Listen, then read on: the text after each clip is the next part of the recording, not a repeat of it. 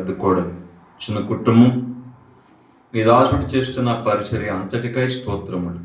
సందర్భంగా మరి మీరు గ్రామానికి తీసుకొచ్చి 2012వ సంవత్సరం నవంబర్ నెల 28వ తారీఖున మా ప్రభువ పురస్కరించుకొని మిమ్మల్ని స్తుతించేటువంటి భాగ్యమును ఇచ్చినందుకు స్తోత్రాలు. వారితో కలిసి మేము కూడా ఈ సంతోషంలో పాలిభాగస్థులమైనందులకై స్తుతిస్తున్నాం.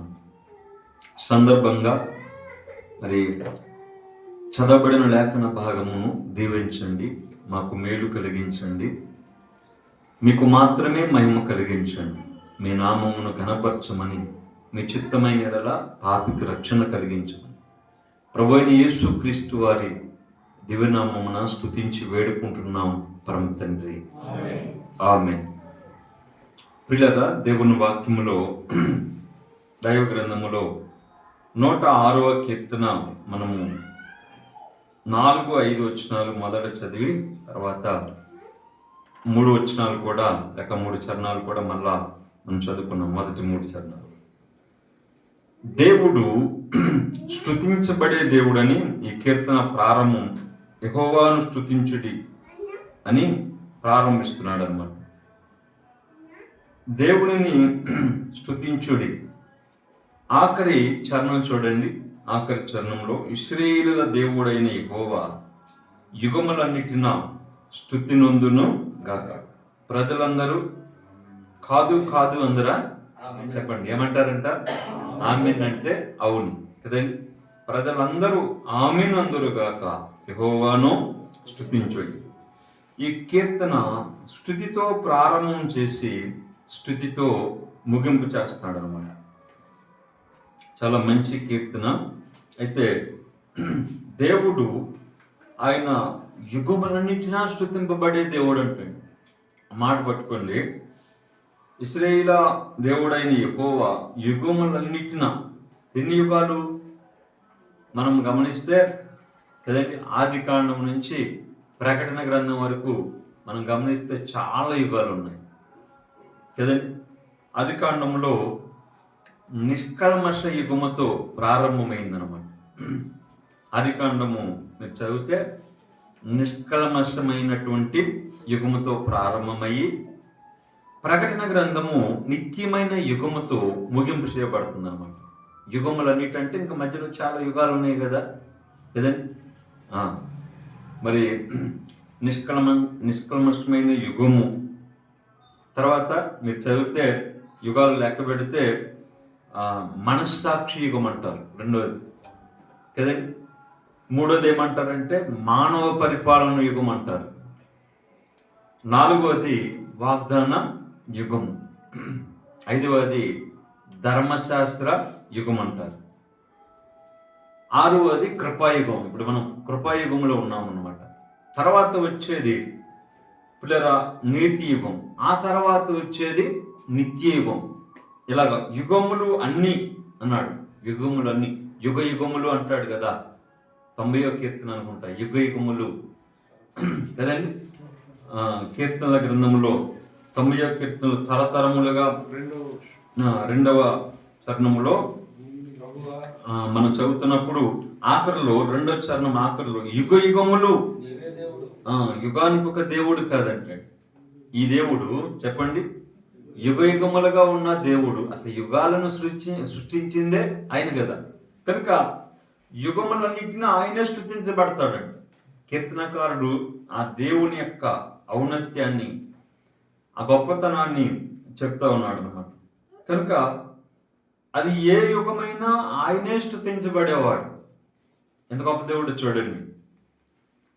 యేసు ప్రభు వారు యుగములన్నిటినా దేవుడు, యుగములన్నిటినా ఆయన స్తుతించబడుతున్నాడు. కారణం ఏమిటి అంటే పిల్లల దేవుని వాక్యంలో మనము జ్ఞాపకం చేసుకుంటున్నప్పుడు 106వ కీర్తనలో ఆయన స్తుతించబడటానికి కారణం 106వ కీర్తనలో 4వ చరణంలో ఏమంటాడంటే, యెహోవా నీవు ఏర్పరచుకునే వారి క్షేమము నేను చూచుచు అన్నాడు అన్నమాట. దేవుడు ఎవరినైతే ఏర్పాటు చేసుకుంటాడో వారికి ఏమిస్తాడంట? క్షేమము కదండి. ఆ క్షేమాన్ని అనేకులు చూస్తారంట. అక్కడ ఏమన్నాడు భక్తుడు? నువ్వు ఏర్పాటు చేసుకున్న వారి క్షేమము నేను చూచుచు అన్నాడు అనమాట. దేవుడు ఎవరినైతే ఏర్పాటు చేసుకుంటాడో వారికి దేవుడు ఏం కలుగు చేస్తాడు? క్షేమమును కలుగు చేస్తాడు. మన బంధువులు ఎప్పుడైనా కానీ కదండి, మన బంధువులు ఎప్పుడైనా కలిస్తే ఏమంటారంటే క్షేమమా, లేకపోతే మనకు బాగా తెలిసిన మాట బాగున్నారా అంటే దాని అర్థం ఏంటి? ఇంకా దాన్ని వేరే కోణంలో క్షేమమా. లెటర్స్ రాసేటప్పుడు పూర్వకాలం మేమంతా ఇక్కడ క్షేమం, మీరు కూడా క్షేమంగా ఉన్నారు అంటారు. అంటే పిల్లలు చూడండి, అంటే మనం ఒకరి క్షేమాలు ఒకరు అడిగేది వాస్తవమే. అయితే మానవులమైన మనమే బంధువుల క్షేమం, తెలిసిన వారి క్షేమం అడుగుతూ ఉంటాం కదా. మరి ఆయన దేవుడైంది మట్టి మాత్రులైన మన ఎడల ఆయన ఎంతటి క్షేమాన్ని కలుగు చేయగలడో ఆలోచించేది. ఒక చిన్న సందర్భాన్ని మీకు తెలియపరుస్తాను.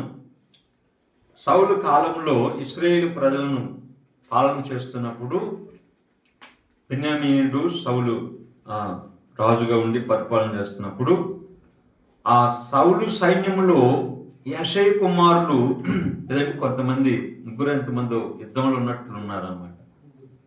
ముగ్గురు కనుక ఇప్పుడు వారి దగ్గరికి చిన్న కుమారుడైన దావీదుని ఆ తండ్రి పంపుతున్నాడు. తండ్రి పంపితే ఏమని కోరాడు చూడండి దేవుని వాక్యంలో. సమూయేలు మొదటి గ్రంథము ఆ తండ్రి కోరిక ఏంటంటే అధ్యాయము 18 చూడండి. లెక్క సమూయేలు మొదటి గ్రంథములో క్షమించండి, అధ్యాయము 17 చూడండి. యెషయి తన కుమారుడైన దావీదుని పిలిచి, నీ సహోదరుల కొరకు వేయించిన ఈ గోధుమల్లో ఒక తూముడును ఈ 10 రొట్టెలు తీసుకొని దండులో ఉన్న నీ సహోదరుల దగ్గరకు త్వరగా పొమ్మన్నాడు. పోయి ఏం చేయమంటున్నాడు? మరియు ఈ 10 జున్నుగడలు తీసుకొని పోయి వారి సహస్రాధిపతికి ఏమో నీ సహోదరులు క్షేమముగా ఉన్నారో లేదో సంగతి తెలుసుకొని వారి యొద్ద నుండి ఆనవాళ్ళు ఒకటి తీసుకొని రమ్మని పంపిస్తా ఉన్నాడు. విన్నారా పిల్లరా? తండ్రికి తన కుమారుల మీద ఏ ఆశ ఉంది చెప్పండి? వారు యుద్ధంలో ఉన్నారు, వారు ఎలాగా ఉన్నారు? క్షేమంగా ఉన్నారో లేదో. ఉంటే వారి యొద్ద ఒక ఆనమాలు తీసుకొని రమ్మని తండ్రి ఆ కుమారుల యొద్దకు చిన్న కుమారుడైన దావీదును పంపుతున్నాడు అనమాట. అంటే తండ్రి మనసు యుద్ధంలో ఉన్న వారి యొక్క క్షేమం తెలుసుకోవాలని ఉందన్నమాట. యుద్ధానికి వెళ్తే వారం పట్టవచ్చు, నెల పట్టవచ్చు, 2 నెలలు పెట్టవచ్చు, ఇంకా కొన్ని నెలలు పట్టవచ్చు. ఎప్పుడు వస్తారో తిరిగి రారు. కనుక వారిని గురించిన సమాచారం తండ్రికి కావాలన్నమాట కదండి. తన కుమారుల యొక్క సమాచారం ఆ తండ్రికి కావాలి. అలాగైతే పరలోకపు తండ్రి, మన తండ్రి కదండి, విశ్వాసులకు తండ్రి, మనం ఆయన కుమారులం, ఆయన కుమార్తెలం. మనం యేసు ప్రభువు నమ్ముకున్నడం ద్వారా మనం ఆయనకు కుమారులమయ్యాం, కుమార్తెలమయ్యాం. కొరింథీ 2వ పత్రికలో ఆయన మనకు తండ్రి ఉన్నాడు, మనము ఆయనకి కుమారులము, కుమార్తెలమై ఉన్నామంటాడు. ప్రభు నమ్మిన కారణం చేత నిజమే కదా. మరి ఆ తండ్రి ఈ కుమారులను, ఈ కుమార్తెలను చెప్పండి ఎలా ఉండాలని కోరుకుంటాడు?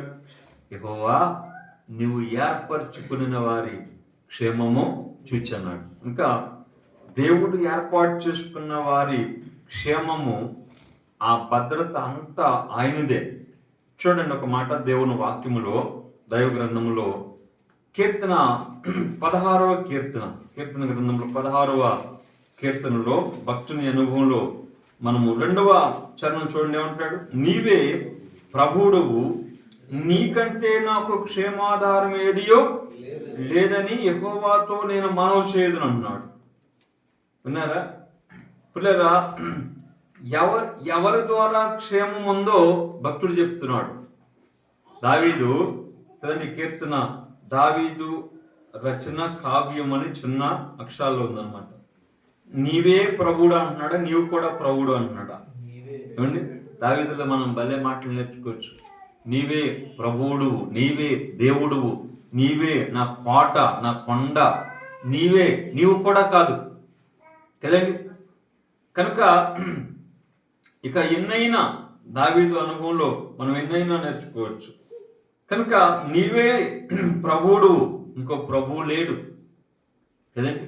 మనం కూడా యేసుని ప్రభు అని అన్నాం కదా, అన్నారా లేదా? యేసు అద్భుతాలు చేస్తాడు, స్వస్థతలు చేస్తారు అందుకనే అన్నారా? అంటే సంథింగ్ ఏదో రాంగ్ జరుగుద్ది అనమాట. కనుక ప్రభువు యేసు ఏమయ్యాడు? మనకి ప్రభు అయ్యాడు అనమాట. కనుక నీవే ప్రభువుడు, నీకంటే నాకు క్షేమాధారం ఏదియో లేదన్నాడు. మన క్షేమమునకు ఆధారం ఎవరు చెప్పండి? దేవుడే కదా, దేవుడే. ప్రియరా, దేవుడు ఏర్పరచుకున్న వారి క్షేమానికి ఆధారము దేవుడు అని మనకు అర్థమవుతుంది అనమాట. దేవుని దాసులను మరి ఏర్పాటు చేసుకున్నాడు. 106వ కీర్తన మనం 4వ చరణంలో యెహోవా నీవు ఏర్పరచుకున్న వారి క్షేమం అన్నాడు కదా. దేవుడు ఏర్పాటు చేసుకుంటాడంట కదండి. దేని కొరకు? కొందరిని విశ్వాసులుగా, కొందరిని పరిచారకులుగా, కొందరిని చెప్పండి పెద్దలుగా, కొందరిని సువార్థికులుగా. ఎవరు ఏర్పాటు చేసుకుంటాడు? దేవుడే. మనంగా ఏర్పాటు చేసుకునేది కాదు ఇది. ఈ ఏర్పాటు ఎవరిది? దేవునిది అన్నమాట. ప్రభాకర్ గారు వారి సొంత గ్రామాన్ని విడిచిపెట్టి ఈ నరసాపురం గ్రామానికి వచ్చి సేవ చేయటం ఏర్పాటు చేసుకున్నది ఎవరు చెప్పండి? అంతే, దేవుడే ఏర్పాటు చేసుకున్నాడు. మొదటిగా దేవుడే రక్షించాడు, రెండవదిగా దేవుడే పిల్లరా మరి ఆయన సేవకు ఏర్పాటు చేసుకున్నాడు, ఆయనే పంపాడు. పంపిన దేవుడు మరి తన దాసుని యొక్క క్షేమం ఎవరు చూసుకుంటారు? ఆయనే చూసుకుంటాడు. దావీదుని పిల్లరా రాజుగా ఏర్పాటు చేసుకున్నాడు కదండి. మీరు చదివితే దేవుడు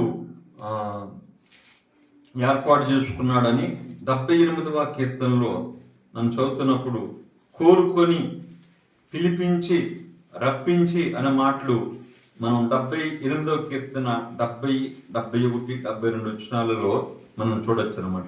తన దాసుడైన దావీదుని కోరుకొని అన్నాడు అనమాట. గొర్రెల దొడ్ల నుండి అతన్ని పిలిపించి అన్నాడు అనమాట. కాడి గొర్రెలను వెంబడించుట మాన్పించి అన్నాడు. ఎందుకయ్యా ఏంటంటే కింద చెప్పాడు 71వ వచనంలో, తన ప్రజలైన యాకోబును, తన స్వాస్థ్యమైన ఇశ్రాయేలును మేపుటకై ఆయన అతనిని రప్పించెను కదా. విన్నారా? కోరుకున్నది దేవుడు, పిలిచింది దేవుడు, మాన్పించింది దేవుడు, రప్పించింది ఎవరు? దేవుడే. ఏర్పాటు దేవుడిది అనమాట. ఒక దాసుని సేవా ఏర్పాటు ఎవరు చెప్పండి? దేవుడిది అనమాట, మనుషునిది కాదు. నేను సేవకు వచ్చాను అనటం సరైంది కాదనమాట. దేవుడు నన్ను సేవకి తెచ్చాడనేది సరైంది అనమాట. ఒక వ్యక్తి నేను రక్షించబడ్డాను అన్నది సరైంది కాదు కదండి. దేవుడు నన్ను రక్షించాడు. ఎవరు ఏర్పాటు చేసుకున్నాడు? పేతురు రాసిన మొదటి పత్రికలో 2వ అధ్యాయంలో 9వ వచనంలో ఆశ్చర్యకరమైన చీకట్లో నుండి కదండి, చీకట్లో నుండి తన ఆశ్చర్యకరమైన వెలుగులోనికి మిమ్మును పిలిచిన అన్నాడు కదా. మిమ్మును పిలిచిన వాడు అంటే ఎవరు? మన ప్రభు అయిన యేసుక్రీస్తు. రక్షణ విషయమై పిలిచేది ఆయనే కదండి, పరిచర్య విషయమై పిలిచేది కూడా ఆయన. ఏర్పాటు అయిందనమాట. పిల్లరా ఆయన ఏర్పాటు చేసుకున్నాడు అంటండి. ఏర్పరచబడిన చెప్పండి రాజులైన యాజక సమూహం అని చెప్తూ అక్కడ ముందు ఒక మాట ఏమన్నాడు? ఏర్పరచబడిన వంశం అని కదండి. ఏర్పరచబడ్డం. రక్షణ విషయమై ఏర్పాటు ఆయనదే, సేవ విషయమైన ఏర్పాటు ఆయనదే అనమాట. కనుక పిల్లల మన క్షేమాధారం ఆయనే. దావీదు ఏర్పాటు ఎవరిది? దేవునిదే. దేవుని దాసులు ప్రభాకర్ గారు సేవ ఏర్పాటు ఎవరిది? దేవునిది. ఆనాడు దావీదు ఇశ్రాయేలు ప్రజలను పాలించాలి. ఈనాడు దేవుని సేవకుడు ఈ ప్రజల రక్షణ కదండి ఆయన మీద ఉంది. భారంతో ఈ ప్రాంతానికి రావటం, తర్వాత రక్షించబడిన వారిని మరి చక్కగా దేవుని వాక్యం చేత పోషించి మరి పాలించి నడిపించవలసిన బాధ్యత ఆయన మీద ఉందన్నమాట. కనుక పిల్లరా, ఏర్పాటు అనేది చాలా విశేషమైనది అన్నమాట. దేవుని గొప్ప ఏర్పాటు. బైబిల్లో పౌలు భక్తుని మనం ఆలోచన చేస్తే తల్లి గర్భంలో ఉన్నప్పుడే ఏర్పాటు చేసుకున్నాడంట. ఇరిమియా గురించి మనం ఆలోచన చేస్తే ఎప్పుడు తల్లి గర్భంలో ఉన్నప్పుడే. మనం అనుకుంటాం పెరిగి పెద్ద ఇప్పుడు ఈ టైంలో దేవుడు నన్ను పిలిచాడు అనుకుంటాం. కాదు, ఆయన ఏర్పాటు నీ ఎడల నా ఎడల జగత్తు పునాది వేయబడక మునిపే అన్నాడు ఎఫెసీ పత్రికలో. అమ్మా, అర్థమవుతుందా? కనుక దేవుని యొక్క ఏర్పాటు ఎంత గొప్పదో మనము వివరించలేం. ఏర్పాటు చేసుకున్న వారి యొక్క క్షేమము, ఆ బాధ్యత ఆయనది అని మనకు అర్థమవుతుంది అన్నమాట. అందుకని దావీదు ఏమంటాడంటే, నువ్వు ఏర్పరచుకున్న వారి క్షేమము నేను చూచినప్పుడు అన్నాడు అనమాట. లేక 16వ కీర్తన, నీవే ప్రభువుడువు, నీకంటే నాకు క్షేమాధారం ఏది కూడా. ఆయనే క్షేమాధారం, క్షేమమునకు ఆధారం అన్నమాట. ఆయన అన్నిటికీ ఆధారం నిజమే, కానీ మన క్షేమమునకు ఆధారం. సంఘము క్షేమమా, ఆయనే ఆధారం. కుటుంబ క్షేమమా, ఆయనే ఆధారం. సేవలో క్షేమమా, ఆయనే ఆధారం కదండి. మన రాకపోకలలో, మన ప్రయాణాల్లో, పరిచర్యలో అంతటిలో క్షేమం కలిగించే గొప్ప దేవుడు. చూడండి, కీర్తనకారుడు 30 కీర్తన గ్రంథంలో 35వ కీర్తన చూడండి. 35వ కీర్తనలో పిల్లలు ఒక మంచి మాట, 27వ వచనం చూడండి. నా నిర్దోషత్వమును బట్టి ఆనందించువారు ఉత్సాహధ్వని చేసి సంతోషించుదురు కాకన్నాడు. తన సేవకుని క్షేమమును చూచి ఆనందించు యెహోవా ఘనపరచబడును గాక అని వారు నిత్యము పలుకుదురు అన్నాడు. సరే, దావీదు కొంచెం పైన మరి కొంతమంది శత్రువులు ఉన్నట్టుగా దేవుడు తన దాసుని క్షేమంగా ఉంచితే వారు చూసి దేవునికి సంతోషం ఎక్కడంటే తన సేవకుని యొక్క క్షేమం అంటే. ఆయన ఏ విషయంలో ఆనందిస్తాడు, దేవుడు ఏ విషయంలో సంతోషిస్తాడంటే అక్కడ చెప్పాడు. అందులో వచ్చిన 27లో, తన సేవకుని క్షేమమును చూచి ఆనందించు యెహోవా. దేవుని ఆనందం చెప్పండి, ఎవరు? సేవకుడేనండి. వారు క్షేమంగా ఉంటే ఆయన ఆనందిస్తాడంట. ఒకవేళ మనం శ్రమ పడితే మీరు చెప్పాలి తర్వాత మాట, దుఃఖపడితే ఆయన కూడా దుఃఖపడతాడు. మనం సంతోషిస్తే సంతోషిస్తాడు, దుఃఖపడితే దుఃఖపడతాడు, బాధపడితే బాధపడతాడు. ఆయన మనసు చూడండి. వాస్తవంగా పరలోకపు తండ్రి దేవుడు, ఆయన మహిమోన్నతుడు, ఆయన మనం వర్ణించలేదు. మనం మట్టి మాత్రులం, మనకి ఆయనకి సంబంధం ఏంటి అసలు కదండి. ఉన్నది ఆయన అక్కడే, కానీ ఆయన మనసంతా ఇక్కడే ఉందన్నాడు ఒక ఆయన. ఎక్కడ? భూమి మీద, ఆయన ప్రజల మీద, ఆయన సేవకుల మీద, ఆయన పిల్లల మీద. ఆయన ఉన్నది మహిమలో, పరలోకంలో, ఆ పైన ఎక్కడో మనకు తెలియదు, మహాకాశముల పైన అత్యున్నతగా ఆయన ఉన్నాడు. పిల్లరా, అక్కడున్న ఆయన అక్కడే ఉన్నాడు, కానీ ఆయన మనసు అంతా ఎక్కడుందంట? నా మనస్సు ఎక్కడుందన్నాడు? నీ మందిరములో ఆ మందిరములో నా మనస్సు నిలిచిందంటాడు. అంటే దేవుని సంఘము, పాత నిబంధనలో సొలొమోను కాలంలో కట్టబడిన మందిరములో నా మనస్సును నిలుపుదును అన్నాడు అనమాట. ఎక్కడ ఆశ్చర్యించండి. మనము క్షేమంగా ఉండటమే ఆయనకు సంతోషం అంటాడు. బాగా మనకు అర్థమయ్యే భాషలో చెప్తాం. ఆ మనవడు మనవరాలు నవ్వుతూ ఉంటే మనం కూడా ఏం చేస్తాం? అబ్బా, ఇక వాళ్ళు నవ్వుతే మనం కూడా నవ్వుతాం. వాళ్ళు కేరెద్దరు కొడితే మనం కూడా. ఇప్పుడు వాళ్ళు ఏడుస్తున్నారు అనుకోండి, దుఃఖపడుతున్నారు అనుకోండి, మనం ఏం చేస్తాం? చప్పట్లు కొట్టుకుంటూ నవ్వుతామా? చెప్పండి కదండి. అంటే మన పిల్లలు సంతోషంగా ఉంటే మనకెంత సంతోషమో. ఒక దుఃఖపడితే, బాధపడితే మనము జజ్జర పడతానే మన హృదయంలో వేదన ఉంటుంది కదా. పిల్లలు ఏంటి ఇలా అయ్యారు, ఆరోగ్యం ఏంటి ఇలా ఉంది, వాళ్ళు చదువులో తప్పిపోతుంటే ఎందుకు తప్పిపోతున్నారు, ఇట్లా కదండి. కొన్ని విషయాలు మనం ఆలోచన చేస్తున్నప్పుడు వారు నవ్వితే నవ్వుతాం, వారు బాధపడితే బాధపడతాం. మరి మన దేవుడు ఆయన అంటున్నాడు, దావీదు, తన సేవకుని క్షేమమును చూచి ఆనందించు యెహోవా ఘనపరచబడును దాకన్నా. ఆయన ఘనపరచబడును గాక, ఆయన స్తుతింపబడును గాక, ఆయన కొనియాడబడును గాక. ఎన్నైనా చెప్పుకోండి. మనం స్తుతించిన, కొనియాడిన, మహింపరిచిన ఆయన ఆయన కార్యాల ఎడల మనము ఇంకా రుణస్థులమై ఉన్నాం పిల్లలు. కనుక దేవుడే మనకు క్షేమం ఇచ్చేవాడు, మన క్షేమం మనకు ఆధారం. మనం క్షేమంగా ఉంటే ఆనందించేవాడు, ఘనపరచబడే మన ప్రభువుని చూస్తూ ఉన్నాం. కనుక దేవుడు తన సేవకుని ఇక్కడికి తీసుకొచ్చిన నాటి నుండి నేటి వరకు కదండి, మరి దేవుడే తన సేవకుని కుటుంబాన్ని, ఇక్కడ ఉన్న సంఘాన్ని, దేవుని పిల్లలను క్షేమంగా ఉంచిన ప్రభువుని చెప్పండి ఏం చేయాలి? 106వ కీర్తనలో మనం చదువుతున్నప్పుడు 106వ కీర్తన 5వ చరణం చూడండి, ఏమన్నాడు?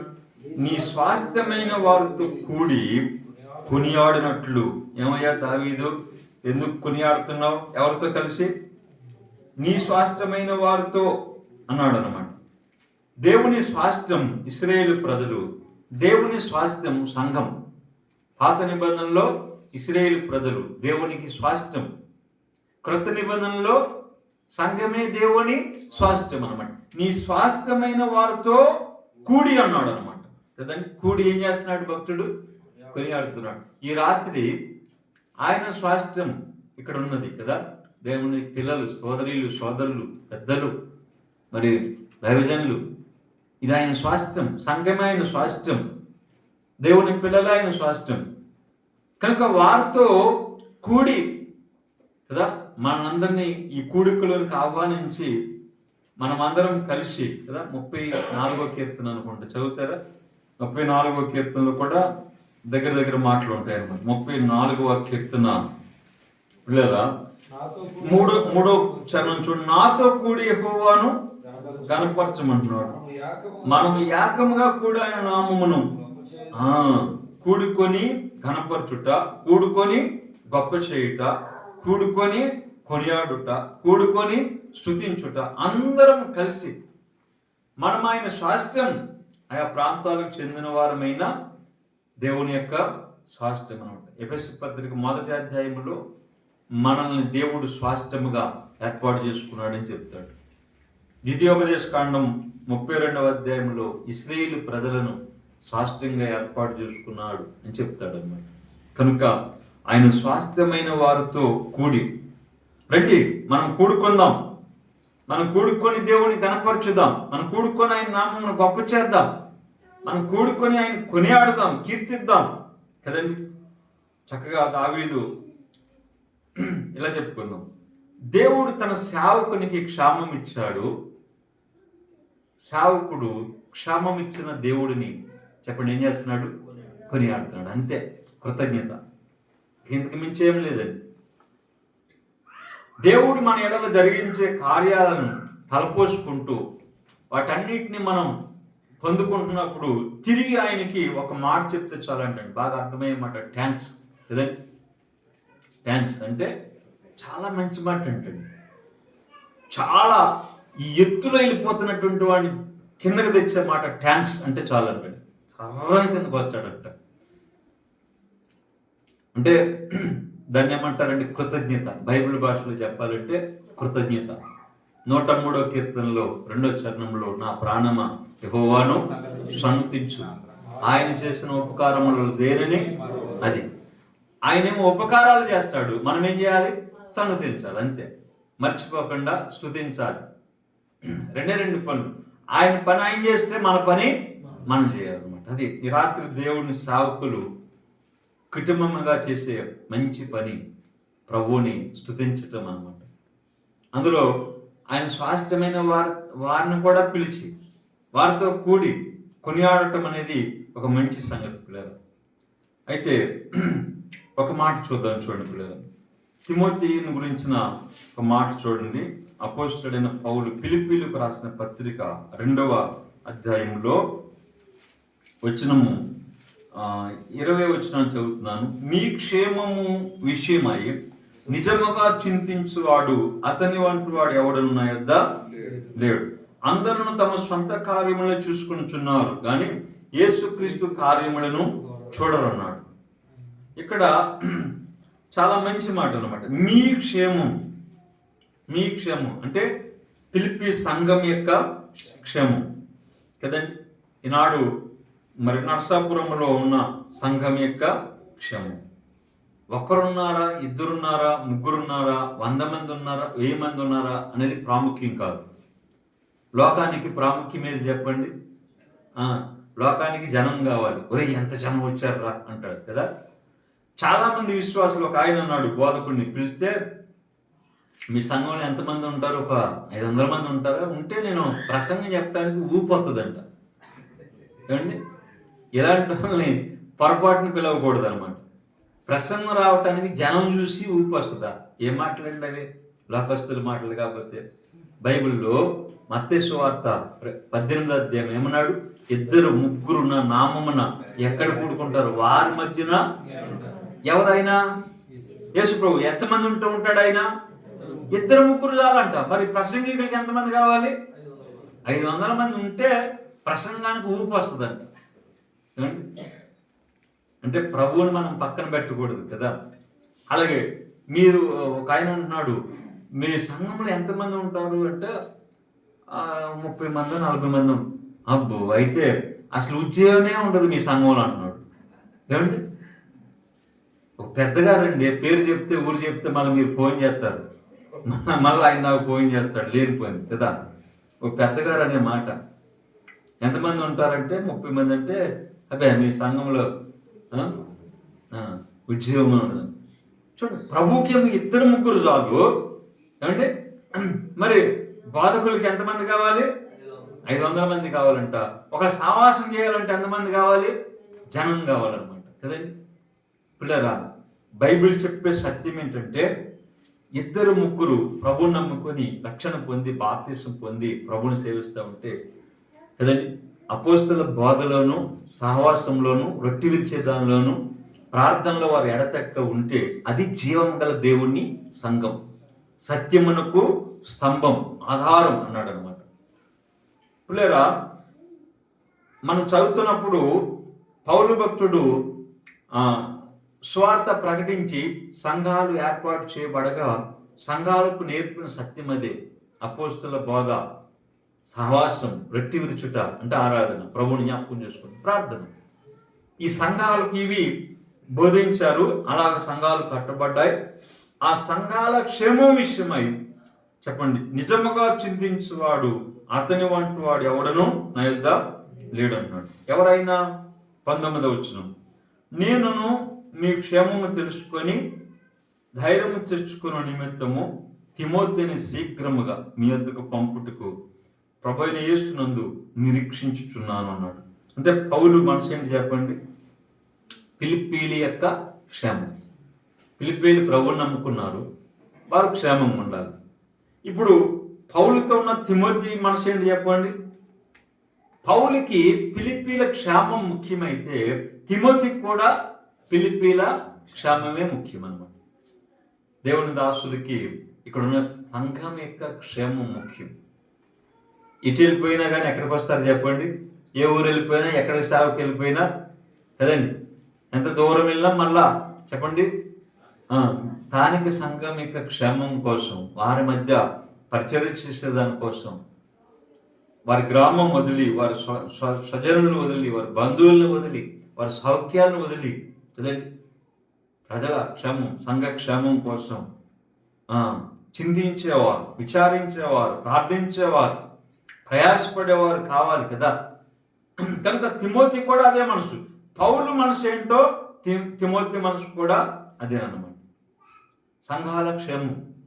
ఒక దావీదు తండ్రికి కుమారుల క్షేమం అయితే ప్రభువైన యేసుక్రీస్తు వారు మన పరలోకపు తండ్రి, ఆయన ఏర్పాటు చేసుకున్న వారికి చెప్పండి ఏం కావాలనుకుంటాడు? ఆయన క్షేమం కావాలనుకుంటాడు. అలాగనే పౌలు భక్తుడు స్వార్థ ప్రకటించి ఫిలిప్పీలో కదండి ఆత్మను రక్షించి సంఘం ఏర్పాటు అయి ఉండగా ఆ సంఘం యొక్క క్షేమం ఏమంటాడు? 19వ వచనంలో, నేనును మీ క్షేమము తెలుసుకొని అంటాడు. ధైర్యం తెచ్చుకొని. మీరు క్షేమంగా ఉంటే దైవజనులకి ఏంటి? ధైర్యం. కనుక అలాంటి వాడు నా దగ్గర ఒక ఆయన ఉన్నాడు, ఆయన తిమోతి. ఆయన కూడా మీ క్షేమం విషయమై తర్వాత మాట చెప్తారా?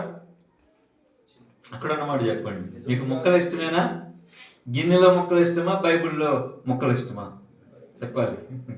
గిన్నెలో మొక్కలే ఇష్టం చాలా మందికి. మొక్క పడకపోతే ప్రార్థన కూడా రాదు చాలా మంది. ఏం వేసారండి అక్కడికి వెళ్తే? ఒక ఆయన అంటున్నాడు మెడది ఈ మెడబొయ్యి కంట, ఇంకేం చెప్తున్నాడు, కాళ్ళు వేశారు, మెడబొయ్యికి వేశారు, ఏమొస్తామండి కోటానికని. ఏమంటే తిండి కోసమా కోటం? ఇక్కడ ఆలోచన చేయండి. కనుక మీ క్షేమం విషయమై ఉట్టినే సంతోషించేవాడు లేక చింతించేవాడు అన్నాడు అక్కడ. అది నిజంగా అనేది, అందుకనే మొక్క పట్టుకోమన్నా.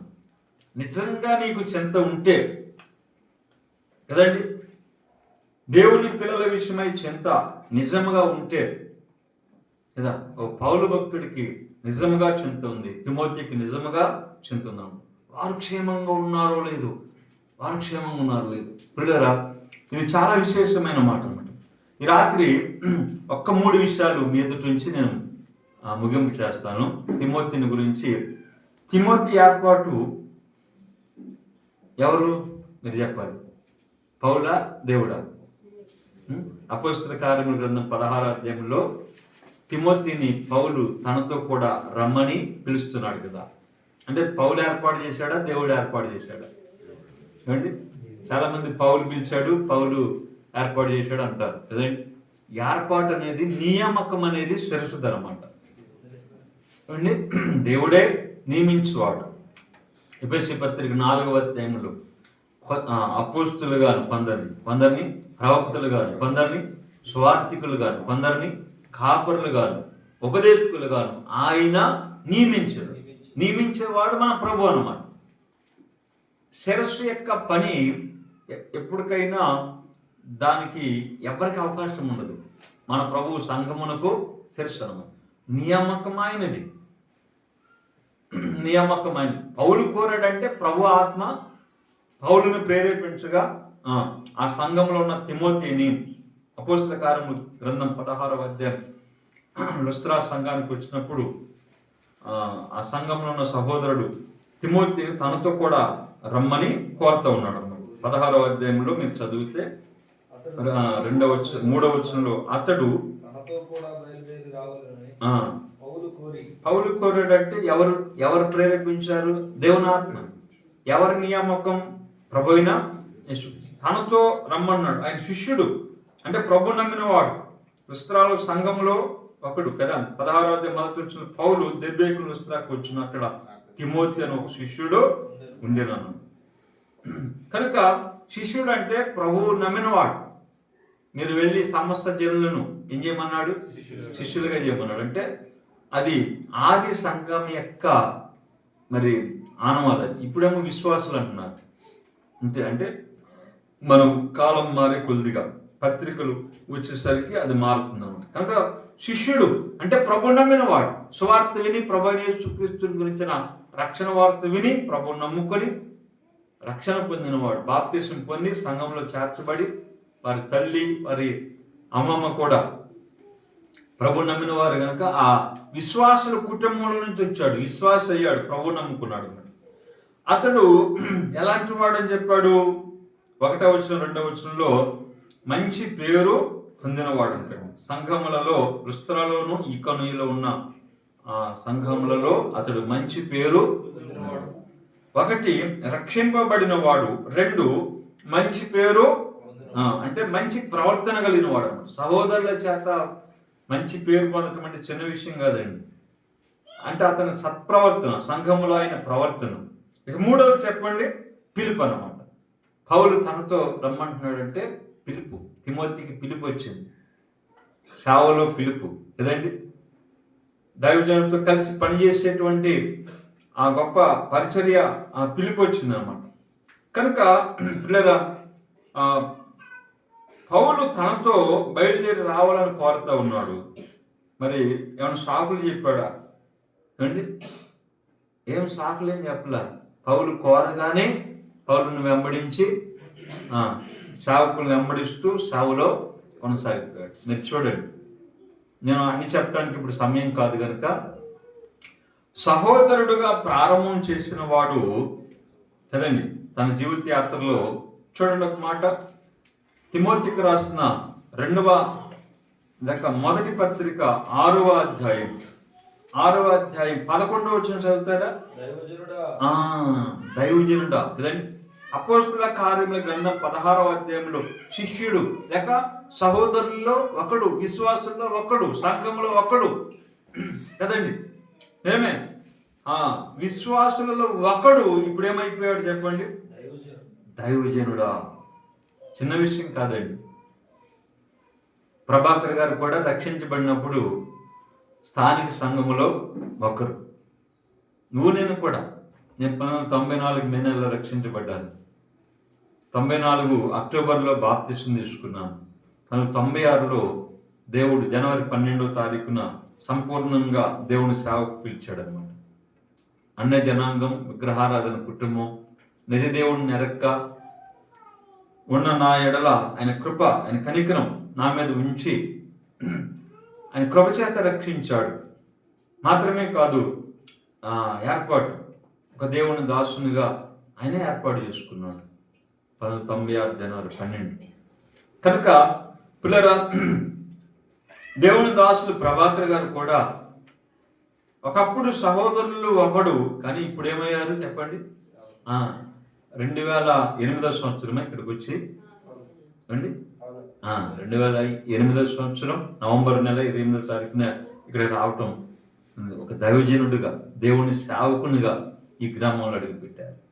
అంతకుముందు ప్రభు నమ్ముకొని ప్రభువుని సేవిస్తూ సంఘములో కొనసాగుతూ ఉండగా దేవుడు ఒక గ్రామాన్ని చూపించి సేవకునిగా ఏర్పాటు చేసి ఇక్కడ పంపడం. దైవజనుడా, ఇప్పుడు దేవుని దాసులు మా ప్రాంతం వస్తే నర్సాపురంలో నిలిచి పనిచేస్తున్న దేవుని దాసులు వచ్చి ప్రార్థిస్తారు, లేక వాక్యం చెప్తారని ఆహ్వానిస్తారు. దైవజనుడా కదండి, చిన్న విషయం కాదు. ఒక తిమోతి, శిష్యుడిగా ఉన్న తిమోతి ఏమైపోయాడు చెప్పండి? దైవజనుడు అయ్యాడు. ఒక 3 విషయాల మీదట ఉంచాలని ఆశపడుతున్నాను. పిలుపు ఉంటే వచ్చాడా తిమోతి? పిలుపు లేకుండానే వచ్చేసాడు అండి. మీకు అర్థమైందా? పౌలు తనతో రమ్మని కోరి సేవకు వచ్చేటప్పుడు ఎవరు పిలవాలి?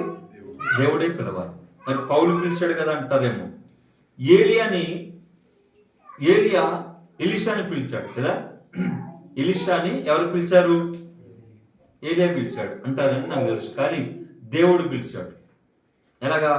నువ్వెళ్ళి పలానా వారి కుమారుడు, షాపాత్ కుమారుడు ఎలీషాని నీకు బదులుగా ప్రవక్తగా నియమించు అని చెప్పింది ఎవరు? దేవుడు. అంటే పిలిపి ఎవరిది? దేవుడు. కానీ పిలిచింది ఎవరు అక్కడ? ఏలియా కదా. పిలిచింది ఏలియా, చెప్పింది ఎవరు? దేవుడు. అంటే పిలిచింది ఎవరు లెక్క వస్తుంది? దేవుడే. అలాగే పౌలు కూడా తిమోతిని రమ్మని పిలవగా అది పౌలు పిలుపు కాదు. ఎవరి పిలుపు? అది దేవుని పిలుపు అన్నమాట. వాక్యాన్ని మనం ఒక చోట చూసి డిక్లేర్ చేయకూడదు. చాలా మంది ఏమంటారంటే దేవుడు పిలిస్తే రావాలి, మనుషులు పిలిచినా రావాలంటే అది సరైనది కాదు. ఖచ్చితంగా నిన్ను సేవకు పిలవలసింది ఎవరంటే దేవుడు. మీరు బైబిల్ ఎక్కడైనా చూడండి. ఇర్మియాని పిలిచింది ఎవరు? దేవుడు. మోసేని పిలిచింది ఎవరు? మిద్యాను పదాల దగ్గర కదండి, దేవుడే.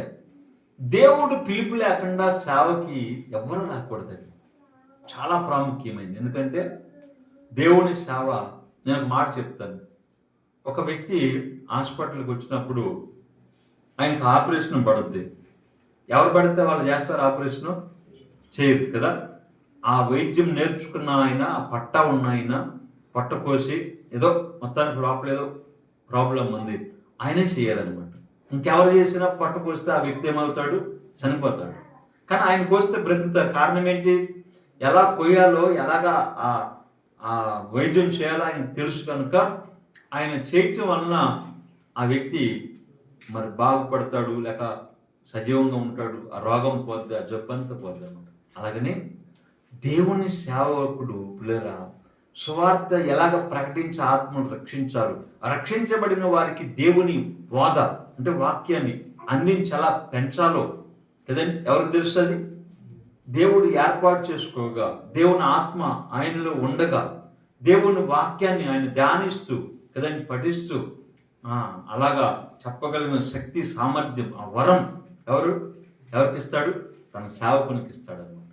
అందుకని పిలుపు లేకుండా ఏదో ఒక ఆయన చెప్పమంటే నేను వాక్యం చెప్తా అంటాడు. సరే, ఈ పోరు పడలేక చెప్పమంటే లేచి నిలబడమని చెప్తే లేచి నిలబడి చెప్తున్నాడు. చూడండి, ఆ పేద విధవరాలు 2 కాసులు తెచ్చింది, వేసింది అందులో. దేవుడు ఆమెను మెచ్చుకున్నాడు. చూసారా, మీరు కూడా తెచ్చి అందులో వేసేయండి అని కూర్చున్నాడు. కానీ మనం ఆ మాట చెప్పి కూర్చుంటే ఊరుకుంటారా వీళ్ళు? మన ప్రార్థనకు వస్తారా? అది చెప్పడానికి నువ్వు లేచింది కదా. ఇట్లాగా అద్భుతాలు జరిగాయి, స్పష్టతలు జరిగాయి, దెయ్యాలు పోయాయి, ఇట్లా చెప్పేవాళ్ళు బోడు మంది ఉన్నారు. పాపం పోయిందని చెప్పేవాళ్ళు కొంతమంది ఉన్నారు కదండి. దెయ్యాలు పోయాయి, రాగాలు పోయాయి అని చెప్పిన వాళ్ళు చెప్పండి ఎంతో మంది ఉన్నారు. నేను ఒక మాట చెప్తాను. లాజరు రోగి అయ్యాడు, చనిపోయాడు, ప్రభు వచ్చి మన బ్రతికించాడు. అలాగే ఉన్నాడా, మళ్ళీ చనిపోయాడా? అదే మార్తా మరియు సహోదరుడు అండి. మీకు అర్థమైందా? 4 దినాలు అయిన తర్వాత వచ్చాడు కదా, సమాధి దగ్గరికి వెళ్ళి లేపాడు కదా. మరి అలాగే ఉన్నాడా, మళ్ళీ చనిపోయాడా? అది జబ్బు పోయినా, ఆరోగ్యం పొందిన ఏదో ఒక రోజున చనిపోవాలి. కానీ పాపం పోయింది, రక్షించబడ్డాడు, చనిపోయినా చెప్పండి పరలోకం వెళ్ళిపోతాడు. ఇప్పుడు పోవాల్సింది జబ్బా, పాపమా? బోధించవలసింది రక్షణ సువార్త, స్వస్థతలు, అద్భుతాలు. అది ప్రభు ఏర్పాటు చేసుకున్న ఆ దైవజనుడు, పిలువగా వచ్చిన వాడు ఏం చేస్తాడంటే సువార్త ప్రకటిస్తాడు. పిలుపు లేకుండా వచ్చేవాడు కాదు తిమోతి. వాళ్ళమ్మ విశ్వాసురాలని, వాళ్ళ అమ్మమ్మ విశ్వాసురాలని, సంఘంలో వారికి మంచి పేరుందని, సేవకులు పౌలు, భక్తుడు వీళ్ళంతా ఉన్నారు, సేవా బృందం, వాళ్ళు చూసి ఏదో ప్రేరేపించబడి వెళ్ళిపోయిన వాడు కాదు తిమోతి. ఖచ్చితమైన పిలుపుతో ఆయన వెళ్ళాడనేది మనకు అర్థమవుతుంది అనమాట. 2వ మాట చూడండి, కొరింథీయులకు రాసిన పత్రిక 2వ పత్రిక లేక మొదటి పత్రిక. అపోస్తలుడైన పౌలు కొరింథీయులకు రాస్తూ మొదటి పత్రిక 16వ అధ్యాయంలో 10వ వచనం చూడండి ఏమన్నాడు? తిమోతి వచ్చిన ఎడల అతడు మీ యొద్ద నిర్భయుడై ఉన్నట్లు చూసుకున్నాడు అంటూ, నా వలనే అతడు ప్రభు పని, అది నేను ఎలాగా ప్రభు పని చేస్తున్నానో తిమోతి కూడా చెప్పండి ఎలా చేస్తున్నాడు? అలాగనే చేస్తున్నాడు. పౌలు చేసే పని ఒక రకంగా, తిమోతి చేసే పని ఒక రకంగా లేదు. ప్రభు ఎలా పనిచేశాడో అపోస్తలులు అలాగే పనిచేశారు. అపోస్తలులు ఎలా పనిచేశారో ఆ కాలంలో రక్షించబడిన, భారం కలిగినటువంటి, ఏర్పాటు చేయబడినటువంటి ఒక తీతు, ఒక తిమోతి కదండి, మీరు ఒక సిల్వాన్, ఒక లోక, వీళ్ళందరూ చూడండి అలాగే పనిచేశారు. మార్పులు చేర్పులు ఏమి లేవు. ప్రభువుని పోలి అపోస్తులు చేస్తే, అపోస్తులను పోలి ఆ తర్వాత జనరేషన్ వచ్చిన వాళ్ళు అలాగే పనిచేశారు. మార్పులు ఏం లేవు. ఇప్పుడు ఏమవుతుంది? స్టేజీ మారాలి, చెప్పండి, మైకులు మారాలి, డ్రెస్ మారాలి, కార్యక్రమాలు మారాలి. ఎప్పుడు ఒకలాగా చేస్తే ఎవరు వస్తారండి ఇక్కడికి? అవేం మారేవి కాదండి. ఉన్నారా? మనం మారాలి తప్ప దేవుడు మారనివాడు, ఏకరీతిగా ఉండేవాడు. ఆయన రాసిన దాన్ని చెరిపేసి మళ్ళీ ఇంకో రకంగా రాసేవాడు కాదు. ఆయన ఏకరీతిగా ఉండేవాడు. వాక్యము ఎల్లప్పుడూ ఉండేది. కనుక ఆయన ఇచ్చిన సంఘానికి ఇచ్చినటువంటి సిద్ధాంతం అనండి, వాక్యం అనండి, కార్యక్రమాలనండి, ఏవైనా కానీ అవి చక్కగా జరగాలి వాటి క్రమం ప్రకారం. పౌలు ఎలాగ పనిచేశాడో తిమోతి కూడా అలాగే పనిచేస్తూ ఉన్నాడు. ప్రియులారా, మీరు చూడండి, పౌలు పనిలో ఎన్ని కష్టాలు వచ్చినాయో, ఎన్ని నష్టాలు వచ్చినాయో, ఎన్ని శ్రమలు వచ్చినాయో, ఎన్ని నిందలు వచ్చినాయో, ఎన్ని బాధలు వచ్చినాయో చూడండి. దేవుని వాక్యంలో పౌలు తిమోతికి రాస్తూ 2వ పత్రికలో 2వ అధ్యాయం 3వ అధ్యాయం చూడండి. 2వ పత్రిక 3వ అధ్యాయములో ప్రియులారా వచనము 10 చూడండి ఏమంటాడు? అయితే నీవు నా బోధను, నా ప్రవర్తనను, నా ఉద్దేశమును, నా విశ్వాసమును, నా దీర్ఘ శాంతమును, నా ప్రేమను, నా ఓర్పును, అంత్యొకయ, యుకోనియ, లుస్త్రాను పట్టణములలో నాకు కలిగినట్టి హింసలను, ఉపద్రవం తెలుసుకున్న వాడువై నన్ను విడిచి వెళ్ళిపోతీవి. ఏమండి అలా చదువుదామా? అలా లేదు అక్కడ కదా. నన్ను ఎన్ని తెలిసినా కానీ వెంబడించిన వాడు. పిల్లరా తర్వాత అట్టి హింసలు సహించి తిని కానీ వాటన్నిటిలో నుండి ప్రభువు నన్ను తప్పించను. ఇవన్నీ తెలిసి వెంబడించటం, మీరు ఒక మాట చెప్పాలి, ఇవన్నీ తెలిసి వెంబడించటం మీరు ఒక మాట చెప్పాలి. ఎందుకని అడుగుతున్నానంటే, ఇవన్నీ తెలిసినాయి, పౌలుకి ఏం సంభవించింది తెలిసినాయి. ఇప్పుడు ఆయనతో ఉంటే ఆయనతో ఉన్న వాళ్ళకి కూడా ఏం సంభవిస్తాయి అంతే. అయినా భయపడకుండా, శ్రమలకు భయపడలా, హింసలకు భయపడలా, నిందలకు భయపడలా. అన్నీ తెలుసుకున్నావు, నన్ను వెంబడించావు, ఒకటి.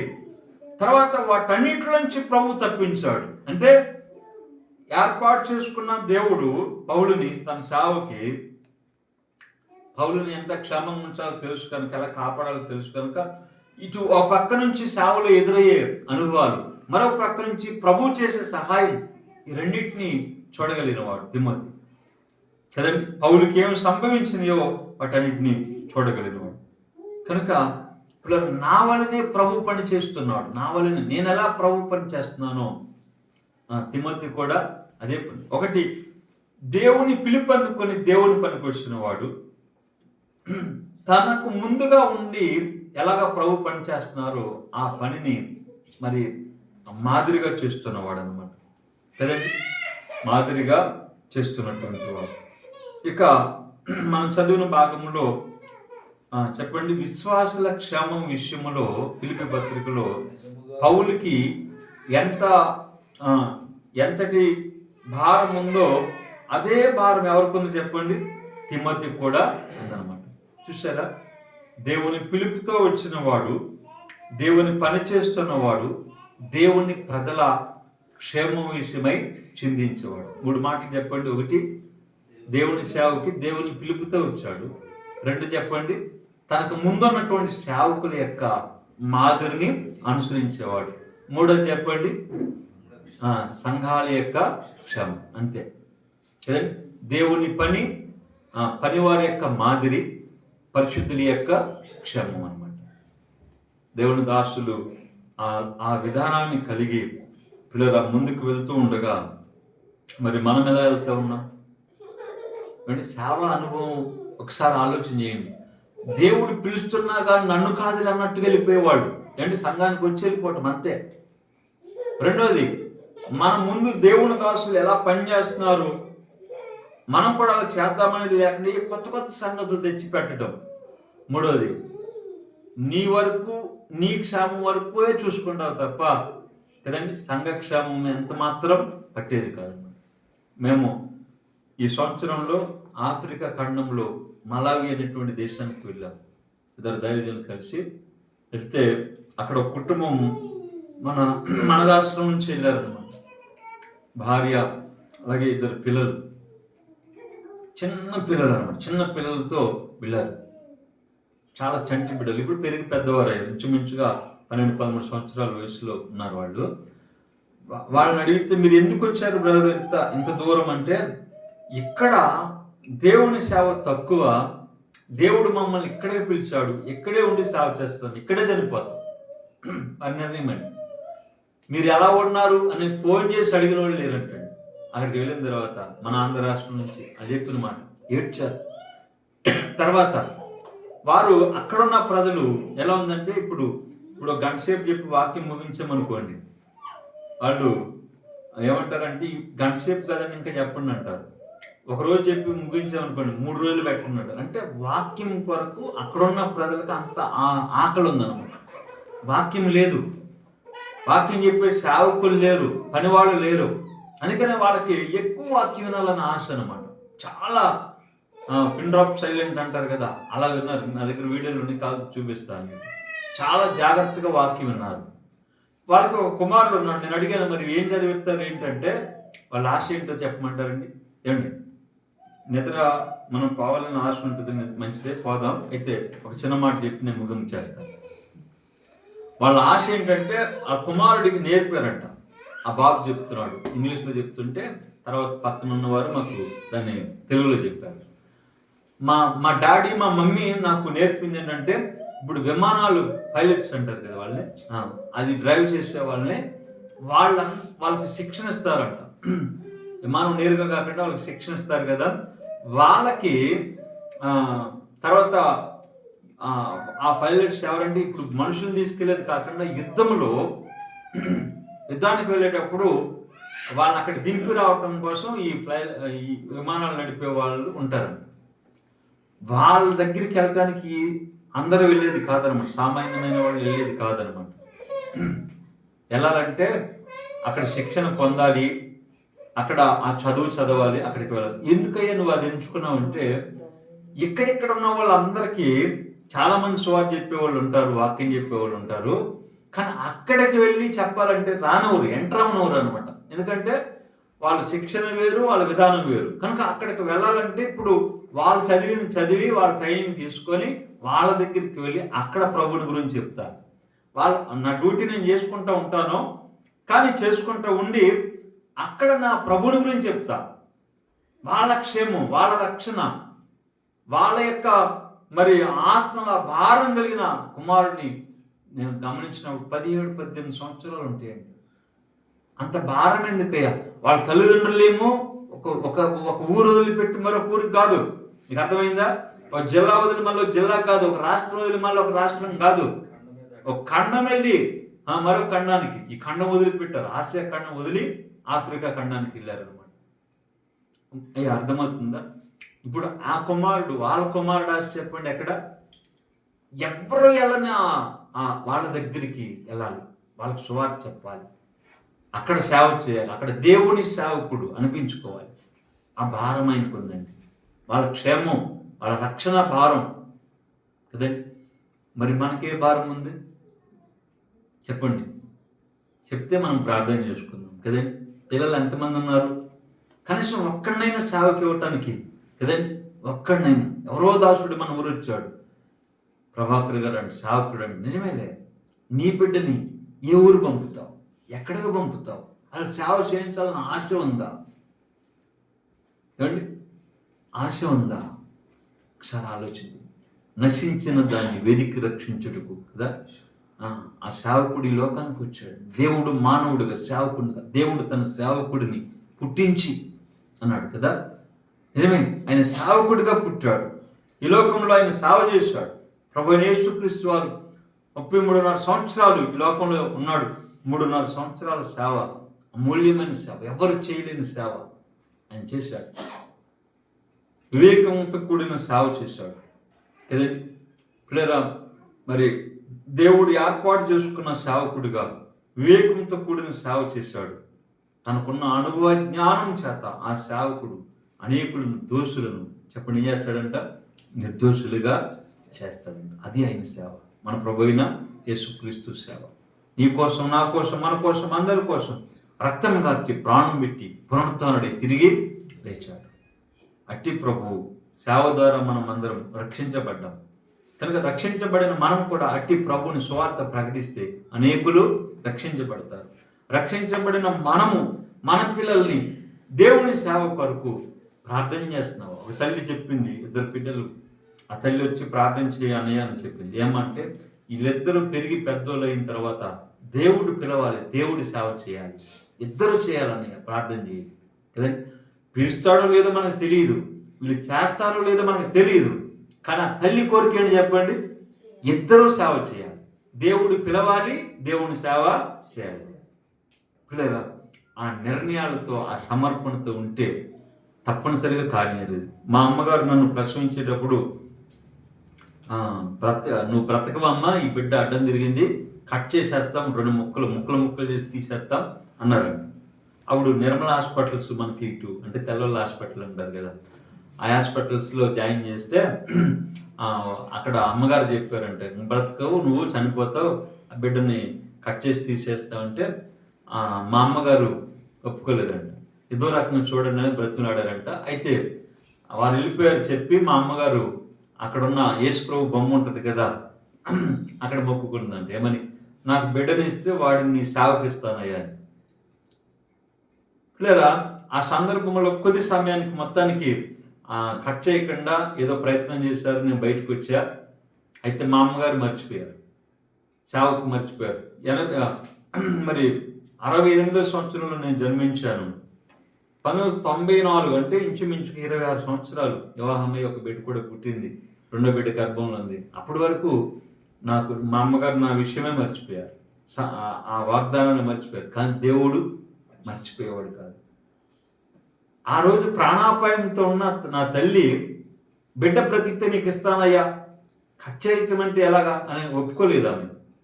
బ్రతికాడు బిడ్డ, కానీ మర్చిపోయింది. కానీ దేవుడు జ్ఞాపకం చేసి ముందుగా 93లో మొదట మా అమ్మగారిని రక్షించుకున్నాడు. అమ్మగారి ద్వారా నన్ను రక్షించాడు దేవుడు. పిల్లగా దేవుని సేవకు ఏర్పాటు చేసుకున్నాడు. చూసారా, చిన్న సమర్పణ నీ హృదయంలో, నీకు ఆ దేవుని సేవ చేయించాలని ఒక సమర్పణ హృదయపూర్వకంగా ఉంటే దేవుడు అంగీకరిస్తాడు. ఒక అన్న చెప్పండి, ప్రార్థన అంగీకరించలేదా? తన కుమారుని సేవకునిగా వాడుకోలేదా దేవుడు? ఏమండి, కనుక ఒక చిన్న తీర్మానం, ఒక చిన్న సమర్పణ, ఏదైనా చిన్న త్యాగం. చాలా మంది ఏమంటున్నారంటే, నువ్వు ఉద్యోగం చేయాలి, వ్యాపారం చేయాలి, నా కొడుకు నా కుమార్తె ఏవో చేయాలంటున్నారు, కానీ నా బిడ్డలు దేవుని సేవ చేయాలన్న తల్లిదండ్రులు ఎంతమంది ఉన్నారు? ఒకసారి పరిశీలన చేసుకోండి. దేవుడి మాటలు దీవించును గాక. ప్రేమగలనైనా విన్న మాటలు మా అందరి హృదయములు ఫలింప చేయండి. ఈ దాసుని ఈ గ్రామానికి తెచ్చి కొన్ని ఆత్మలను మీరు రక్షించి అప్పగించి సంఘముగా మీ సేవకునిగా ఇక్కడ మీరు బలపరుస్తున్నారు. స్తోత్రం. అనేక మంది రక్షించబడకపోవచ్చు, కానీ సంఘము 100 మందిగా లేకపోవచ్చు, కానీ 2, 3 అయినా నీ నామమున కూడుకుంటే అక్కడ మీరు ఉంటానన్నారు.